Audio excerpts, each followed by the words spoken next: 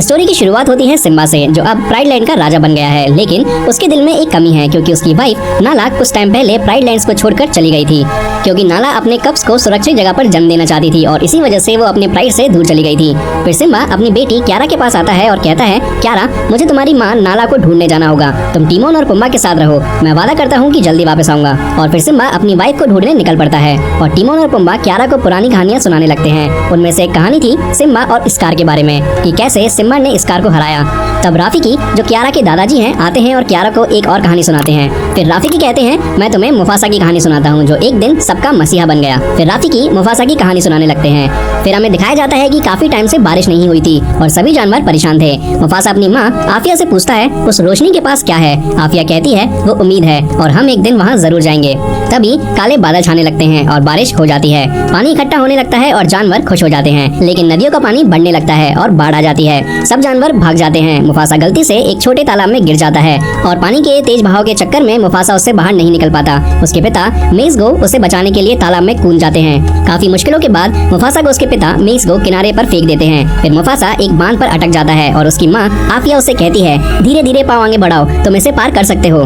तभी एक हाथी बेचारा आकर बांध तोड़ देता है और मुफासा पानी के साथ बहने लगता है। मुफासा पानी के साथ काफी दूर चला जाता है। पानी उसे एक छोटे तालाब में छोड़ देता है। वहाँ उसे एक और शेर का बच्चा मिलता है जिसका नाम था टाका। टाका मुफासा को देखकर कहता है, मैं तुम्हें एक राज की बात बताता हूँ। टाका मुफासा को कहता है, तुम्हारे पीछे मगरमच्छ है। मुफासा भागते हुए किनारे पर आता है। जैसे ही मगरमच्छ उसके करीब आता है, टाका की माँ ऐशे आ जाती है और वो दोनों बच्चों को बचा लेती है। टाका अपनी माँ से कहता है, मैं मुफासा को अपने साथ ले जाना चाहता हूँ। ऐशे जवाब देती है, तुम्हें अच्छे से पता है हम आवारा को अपने साथ नहीं रख सकते। मुफासा कहता है, मैं आवारा नहीं हूँ, मैं बस अपने परिवार से अलग हो गया हूँ। नदी के बहाव ने मुझे मेरे माँ पापा से अलग कर दिया है।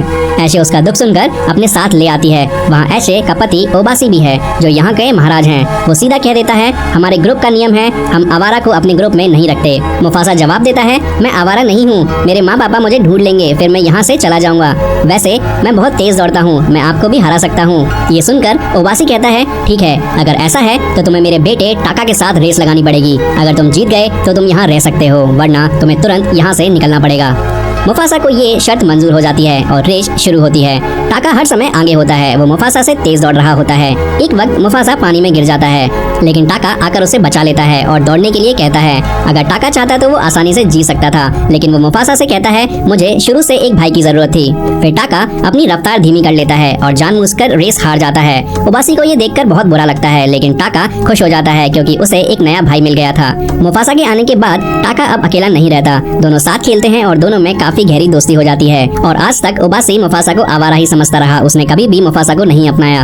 एक दिन उबासी अपने बेटे टाका से कहता है, जिसे तुम अपना भाई मानते हो वो तुमसे सब कुछ छीन लेगा। वो यहाँ का नवाब नहीं बल्कि सच में नवाब बन जाएगा। पर टाका इसे ज्यादा सीरियसली नहीं लेता।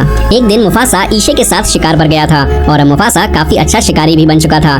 लेकिन जब ये दोनों शिकार कर रहे होते हैं, टाका चुपके से इन्हें देख रहा होता है। इनको पता नहीं होता उनके सामने काफी बड़ी मुसीबत आने वाली है। दूसरी तरफ हमें दो सफेद शेरों को दिखाया जाता है जो हिरन का शिकार कर रहे होते हैं। तब ईशे अपने बेटे टाका को देख लेती है और उसी वक्त सफेद शेरों ने ईशे पर हमला कर दिया होता है। मुफासा भी इन शेरों से लड़ने लगता है, लेकिन ईशे देख लेती है कि उसका अपना बेटा टाका डर के मारे भाग गया है।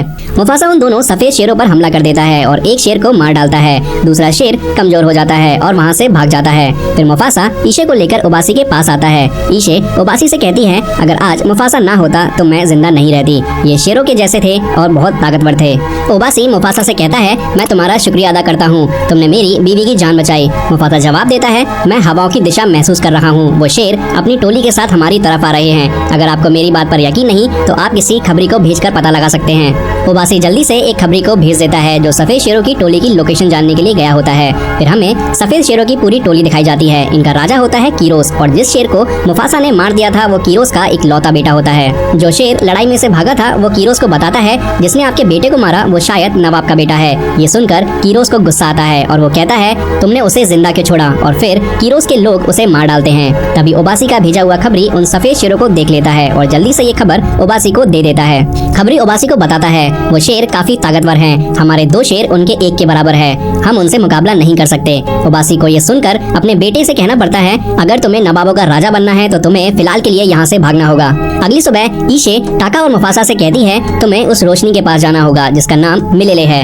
वहाँ तुम दोनों को अच्छी जिंदगी मिलेगी। मिलेगी। टाका जो पहले डर के मारे भाग गया था अब काफी शर्मिंदा था। ईशी उससे कहती है तुम्हें अपनी बहादुरी दिखाने का मौका मिलेगा, बट फिलहाल के लिए तुम्हें यहाँ से जाना होगा वरना वो शेर तुम्हें मार डालेंगे। टाका और मुफासा के यहाँ से जाने के बाद कीरोस अपने सफेद शेरों के साथ वहाँ पहुँचता है। कीरोस कहता है जहाँ तक सूरज की रोशनी है वहाँ तक मेरा राज होगा। ओबासी कहता है हमें तुमसे लड़ने का शौक नहीं है। कीरोस कहता है मुझे वो चाहिए जिसने मेरे बेटे को मारा, वो कहाँ है? ओबासी कहता है मुझे नहीं पता आप किसकी बात कर रहे हैं। सफेद शेरों ने सबको घेर लिया था, उनसे लड़ना बहुत मुश्किल था और अगर लड़ते भी तो वो हार जाते। कीरोस अपने लोगों से कहता है जाओ और उसे ढूंढो जिसने मेरे बेटे को मारा, मुझे बदला लेना है। इधर टाका और मुफासा ज्यादा दूर नहीं गए थे। सफेद शेरों ने महसूस किया कि वे अभी भी आसपास ही हैं और उनका पीछा करना शुरू कर दिया। मुफासा को भी पता चल गया कि वो शेर अब यहाँ आ चुके हैं। मुफासा टाका से कहता है हमें लड़ना होगा क्योंकि अगर हम भागे तो हम डूबकर मर जाएंगे, लेकिन टाका कहता है हमें भागना होगा, हम उनसे नहीं लड़ सकते। उसी वक्त कीरोस आ जाता है और पूछता है तुम दोनों में से मेरे बेटे को किसने मारा? मुफासा कहता है मैंने तुम्हारे बेटे को मारा है, टाका निर्दोष है, उसे जाने दो। टाका और मुफासा अब भागते हुए आखिरी छोर तक पहुंच जाते हैं और उन्हें लगता है कि अब उनके लिए कोई रास्ता नहीं है, लेकिन तभी टाका अपने आखिरी हौसले का इस्तेमाल करते हुए मुफासा को लेकर नीचे छलांग लगा देता है। ये दोनों पानी में डूबते नहीं हैं बल्कि एक झरने के जरिए बहते हुए काफी दूर तक पहुंच जाते हैं। कीरोस अपनी शेरनियों से कहता है जाओ और उन दोनों को नदी के किनारे ढूंढो। और फिर रात हो जाती है और टाका और मुफासा खाना तलाश कर रहे होते हैं। तभी उन्हें एक खुशबू महसूस होती है जो उनकी बिरादरी के किसी शेर की खुशबू थी। वो एक शेरनी थी जो झाड़ियों के पीछे छुपी हुई थी और उसका नाम साराबी था। साराबी इन्हें बताती है कि सफेद शेरों का खौफ चारों तरफ फैल गया है, उन्होंने उसके लोगों को भी उससे अलग कर दिया है। तभी जाजू नाम का एक और पक्षी आता है जो साराबी के साथ था और जासूसी का काम कर रहा था। मुफासा कहता है कि वो और टाका मिले ले जा रहे हैं और अब साराबी भी उनके साथ जाना चाहती है। चलते चलते सभी को बहुत जोरों की भूख लगने लगती है और शिकार की खुशबू सूंघकर वो आगे बढ़ते हैं। कुछ दूर एक पेड़ के ऊपर उन्हें वानरों का एक झुंड दिखाई देता है। इन वानरों के बीच राफिकी भी दिखाई देता है, लेकिन समस्या ये थी कि वानर राफिकी को पसंद नहीं करते थे और कई वानर वोट के थ्रू उसे अपने ग्रुप से निकाल देते हैं। फिर राफिकी की मुलाकात इन शेरों से होती है। पहले तो ये सभी शेर राफिकी को अपना शिकार समझकर उसका पीछा कर रहे थे, लेकिन जब राफिकी उन्हें बताता है कि तुम जहाँ जा रहे हो वहाँ से मैं 24 बार घूमकर आ चुका हूँ, तो सारे शेरों का एटीट्यूड बदल जाता है। वो समझते हैं कि राफिकी कुछ खास है और उसे अपने शिकार का टारगेट नहीं बनाते। मुफासा राफिकी से पूछता है क्या तुम्हें मिलेले का रास्ता पता है? राफिकी जवाब देता है मेरा भाई अभी भी वहाँ है, मैं उससे मिलने के लिए जा रहा हूँ और मुझे वहाँ तक का रास्ता अच्छे से पता है और मैं तुम सबको वहाँ तक ले जा सकता हूँ। लेकिन हमें बाद में पता चलता है कि राफिकी का कोई भी भाई नहीं है, लेकिन उसे रास्ता सच में पता था। अगली सुबह सारा भी हवा को महसूस करती है और उसे मालूम पड़ता है कि सफेद शेर अभी भी उसका पीछा कर रहे हैं, तो वो सभी को कहती है कि उन्हें यहाँ से चलना होगा।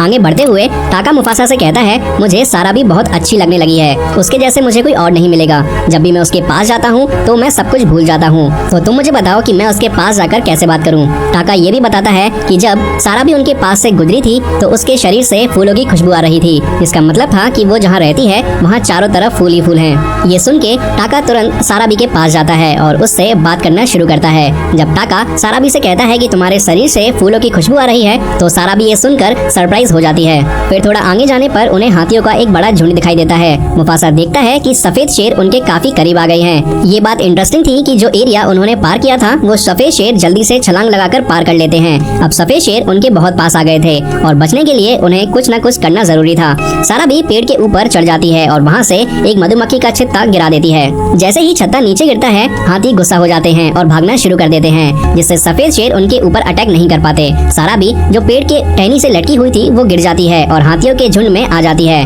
मुफासा तुरंत सारा भी को साइड में करता है और उसकी जान बचा लेता है। हाथियों के झुंड की वजह से पहाड़ों का एक मीनार टूट जाता है, जिससे सफेद शेर की एक जगह से दूसरी जगह नहीं आ पाते। हाथियों के जाने के बाद राफिकी साराबी के पास जाता है और उसका इलाज करता है, जिससे साराबी होश में आ जाती है। जब वो होश में आती है वो पूछती है कि मेरी जान किसने बचाई। मुफासा कहता है टाका ने तुम्हारी जान बचाई। ये सुन के टाका भी थोड़ा सरप्राइज हो जाता है। साराबी टाका को शुक्रिया कहती है, लेकिन राफिकी को पता होता है कि सब कुछ मुफासा ने किया था। फिर ये लोग थोड़ा आगे बढ़ते हैं और रोशनी के काफी करीब पहुँच जाते हैं। अब बस बर्फ से भरा पहाड़ पार करने के बाद ये लोग मिलेले पहुँच जाने वाले थे। जब ये लोग बर्फ को पार कर रहे थे तो उनके पैरों के निशान बर्फ पर पड़ रहे थे तो मुफासा जाजू से कहता है और सारे के सारे निशानों को मिटाने को कहता है। फिर जाजू बर्फ गिराता है और सारे के सारे पैरों के निशान मिट जाते हैं। जब सफेद शेर उनका पीछा करते करते वहाँ पहुँचते हैं तो उन्हें आगे जाकर पैरों के निशान नहीं मिलते और वो कंफ्यूज हो जाते हैं। अब ये लोग सेफ होते हैं क्योंकि सफेद शेर इनका पीछा करना बंद कर देते हैं। लेकिन मुफासा की कुछ बातें साराबी को ये समझने में मदद करती हैं कि उसकी जान टाका ने नहीं बल्कि मुफासा ने बचाई थी। साराबी को ये भी पता चल जाता है कि जो फूल की खुशबू थी वो मुफासा ने ही टाका को बताई थी। मुफासा अब भी अनजान बनने की कोशिश कर रहा होता है, लेकिन साराबी सच्चाई जान लेती है। अब टाका दूर खड़े होकर दोनों को देख रहा था और साराबी को मुफासा पसंद करने लगती है। इस तरह से दोनों के बीच एक कनेक्शन बन जाता है और वो एक दूसरे के करीब आ जाते हैं। टाका दूर खड़ा होकर सब कुछ देख रहा होता है और इस बार उसे ये सब बिल्कुल बर्दाश्त नहीं होता। टाका को अपने पिता उबासी की बातें याद आने लगती हैं, जो कहते थे कि एक दिन मुफासा तुमसे सब कुछ छीन लेगा। टाका को बहुत गुस्सा आता है क्योंकि वो साराबी से प्यार कर बैठा था। अपने गुस्से को कंट्रोल करते हुए टाका कीरोस के पास जाता है और कहता है, मैं नवाब का बेटा हूँ, लेकिन तुम्हारे बेटे को मुफासा ने मारा है। अगर तुम अपने बेटे का बदला लेना चाहते हो तो मैं तुम्हारे साथ हूँ। मुझे भी अपने माता पिता का बदला लेना है। टाका फिर कहता है, मुफासा कहाँ है ये तो तुम्हें नहीं पता, लेकिन मैं तुम्हें वहाँ ले जा सकता हूँ। हम मिलेले बस कुछ ही वक्त में पहुँचने वाले हैं। अगर तुम चाहो तो मेरे पैरों के निशान का पीछा करते हुए तुम भी वहाँ पहुँच सकते हो। फिर टाका अपने पैरों के निशान एक पत्थर पे बना देता है, लेकिन मुफासा को इस बारे में कुछ भी पता नहीं होता। वापस आने पर टाका सिर्फ ये कहता है कि वो शिकार करने गया था, लेकिन उसे कुछ भी नहीं मिला। राफी के ये कहने पर ये लोग आगे बढ़ते हैं और कुछ पहाड़ों को पार करने के बाद मिलेले पहुँच जाते हैं। मुफासा ये जगह देखकर बहुत खुश हो जाता है क्योंकि ये जगह वो अपने माता पिता के साथ देखना चाहता था। तभी वहाँ कीरोस की एंट्री होती है और सब जानवर डर से कांप रहे होते हैं क्योंकि कीरोस ने इनके घरों से उन्हें निकाला था। मुफासा को इस वक्त ये नहीं पता होता कि कीरोस यहाँ कैसे पहुँच गया। तब टाका सामने आता है और मुफासा को समझ आता है कि ये सब टाका का काम था। फिर कीरोस अपने बेटे का बदला लेने के लिए मुफासा पर हमला करने लगता है, लेकिन मुफासा उसे पीछे ले जाता है और धक्का देकर नीचे गिरा देता है। कीरोस के नीचे गिरने से मुफासा को थोड़ा टाइम मिल जाता है। मुफासा सब जानवरों से कहता है, अगर तुम सब मेरे साथ आज नहीं आए तो ये सफेद शेर तुम्हारे बच्चों को खा जाएंगे। ये कभी भी तुम्हें या तुम्हारे बच्चों को नहीं छोड़ेंगे। अभी भी वक्त है, तुम सब मिलकर इनसे लड़ सकते हो। ये सुनकर सभी जानवर मुफासा के साथ देने के लिए तैयार हो जाते हैं और सब मिलकर सफेद शेरों पर हमला कर देते हैं। इसी बीच रानियां मुफासा के ऊपर हमला कर देती हैं, जिससे मुफासा नीचे गिरकर थोड़ा जख्मी हो जाता है। कीरोस जो काफी ताकतवर था अकेला ही मुफासा का शिकार करना चाहता था, इसलिए वो मुफासा पर लगातार हमला करता है। मुफासा को उसका मुकाबला करना थोड़ा मुश्किल हो जाता है क्योंकि कीरोस बहुत ज्यादा ताकतवर है। वहीं खड़ा हुआ टाका ये सब कुछ देख रहा होता है और मुफासा के बारे में सोचकर उसे बचाने के लिए सामने आता है। टाका को देखकर कीरोस उसे मारने लगता है, लेकिन टाका कहता है, मुझे मारो, उसे जाने दो। पर कीरोस को बदला लेना था तो वो रुकता नहीं। अब टाका और मुफासा दोनों मिलकर कीरोस के साथ लड़ने लगते हैं। तभी राफिकी देखता है कि जमीन कांप रही है और अचानक जमीन टूटकर नीचे गिरने लगती है। एक बड़ा पत्थर नीचे गिरता है जिसकी वजह से जमीन और टूट जाती है। इस वजह से कीरोस और मुफासा दोनों समुद्र में गिर जाते हैं। मुफासा देखता है कि एक और बड़ा पत्थर नीचे आने वाला है। मुफासा अपना मौका देखकर कीरोस को धक्का देता है, जिसकी वजह से कीरोस उस पत्थर के नीचे आ जाता है और समुद्र की गहराइयों में चला जाता है। मुफासा बड़ी मुश्किल में ऊपर आता है, पर टाका उसे पानी से बाहर खींच लेता है। फिर हम देखते हैं कि सभी जानवर मुफासा को अपना राजा मान चुके हैं। अब यहाँ मुफासा को अपनी माँ आफिया से मिलने का मौका मिलता है और उसे पता चलता है कि वो उनका बेटा है। मुफासा को ये भी पता चलता है कि उसके बाबा अब जिंदा नहीं है और ये सुनकर वो थोड़ा उदास हो जाता है। फिर थोड़ी देर बाद टाका मुफासा के पास आता है और सारे चीजों के लिए माफी मांगता है। सभी जानवर चाहते थे कि टाका को यहाँ से निकाल दिया जाए क्योंकि उसने दुश्मन का साथ दिया था, लेकिन मुफासा का कहना था, जब तक मैं यहाँ का राजा हूँ मेरा भाई यहाँ रहेगा। मुफासा टाका से ये भी कहता है, आज के बाद मेरा नाम मत लेना।